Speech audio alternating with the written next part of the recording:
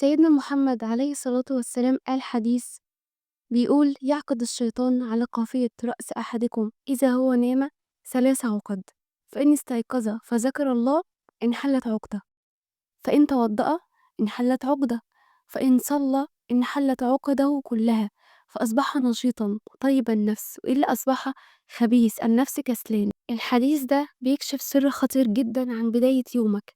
الشيطان ما بيسيبش حد وهو نايم، بيعقد على رأسه 3 عقد، يعني يحط عليك كسل، هم، تقل، يمنعك تصحى للفجر، ويقولك لسه بدري، عليك ليل طويل نام. ولو صحيت وذكرت ربنا سبحانه وتعالى في عقدة تتفك، ولو اتوضيت العقدة التانية تتفك، ولو صليت كل عقدك هتتفك.